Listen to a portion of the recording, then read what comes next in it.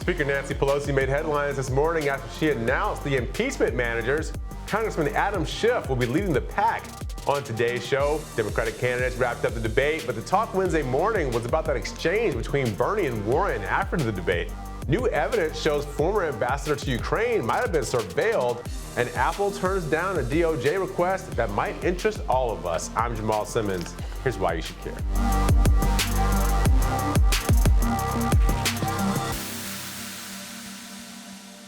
It was the snub heard around the political world, and as Biggie Smalls might say, this week Elizabeth Warren set it off like Vivica Fox and Queen Latifah. At the end of last night's debate, she let it be known her beef with Bernie Sanders wasn't over. Senator Warren approached Senator Sanders on the debate stage as candidates shook hands to say goodbye. Sanders stuck his hand out and ... nothing but shade. Warren clasped her hands in front of her and said something that seemed to take Sanders off guard. After returning a few words, Sanders threw his hands up and began to walk away. The funniest part to me was Tom Steyer. If you go back and watch the video, he was really just trying to be polite and walked into the tiff. I mean, we've all done it. You stumble up on a couple of people at the end of a party and say goodnight and realize they're having an uncomfortable moment. Or if you've ever worked in a restaurant, there's a moment when you approach a table and the body language is horrible. Just fill the water glasses and give them a minute. That was always my policy. We don't know what the beef was yet, but I'm sure all of the lip-reading technology out there will figure it out soon. We do know the awkward exchange comes at the end of a couple of tense moments during the debate. Did Sanders say a woman couldn't win this election as Senator Warren accused?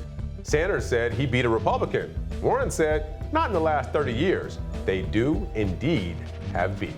Here's why you should care. Elizabeth Warren and Bernie Sanders have been a united flank on progressive policy throughout the campaign. The question now is who benefited from that unity? And does it still make sense? After all, they are competitors, not teammates. These candidates need to find a few more voters if they hope to win the Iowa caucuses. And if this beef cooks too long, they could both end up burnt as voters move on to someone else. Mayor Pete, Joe Biden? If you care about making real progressive policy change, not just making a statement, you should care a lot about who comes out on top in the Hawkeye State.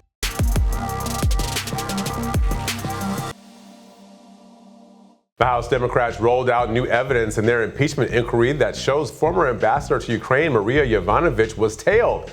The force behind the surveillance was none other than President Trump's personal attorney, Rudy Giuliani. Contained in this new evidence are a series of documents, letters, phone records, and texts from Lev Parnas, an associate of Giuliani's. If you remember, Parnas was among the key players involved in the effort to get Ukraine to investigate former Vice President Joe Biden and his son Hunter. Parnas was later arrested and his phone confiscated. Part of the text shows Parnas and Republican congressional candidate Robert Hyde, who's donated thousands to the Trump campaign, discussed Yovanovitch. Hyde referred to the ambassador using crass language, and he mentioned tracking the ambassador's movements in Ukraine and even suggested Ukrainian officials could help her monitor for a price. Yovanovitch's lawyers weighed in on the matter, calling it disturbing. The new documents will be part of the House's official record, which will be turned over to the Senate this week. Here's why you should care.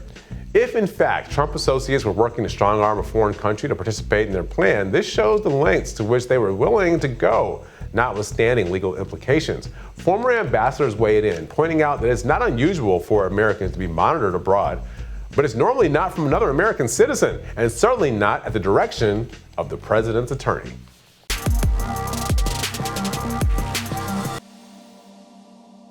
Attorney General Bill Barr wants access to your iPhone. Here's what's going on. Barr wants Apple to provide access to 2 iPhones belonging to the jihadists responsible for murdering 3 members of the U.S. Navy and wounding several others in Pensacola, Florida this past December. At a press conference, Barr called the shooting an act of terrorism and called on Apple to gain access to the cell phones to obtain further national security intel. On December 6, 2nd Lieutenant Mohammed Saeed al-Shamrani, a member of the Royal Saudi Air Force, entered a building on grounds of the Pensacola Naval Air Station and killed 3 U.S. sailors and severely wounded 8 other Americans. He was killed during the attack. This was an act of terrorism. We have asked Apple for their help in unlocking the shooter's phones. So far, Apple has not given any substantive assistance. This situation perfectly illustrates why it is critical that the public be able to get access to digital evidence once it has obtained a court order based on probable cause. We call on Apple and other technology companies to help us find a solution so that we can better protect the lives of American people and prevent future attacks. Apple told Vox's Recode that it rejects the characterization that Apple has not provided substantive assistance in the Pensacola investigation and that they are working tirelessly to help the FBI. But according to Recode, Apple has no plan to allow the U.S. government to decrypt iPhones. The company stated, quote, "There is no such thing as a backdoor for the good guys. Backdoors can also be exploited by those who threaten our national security and the data security of our customers. Here's why you should care. Barr has reopened the debate on whether Apple and other tech companies should give the government access to civilian devices.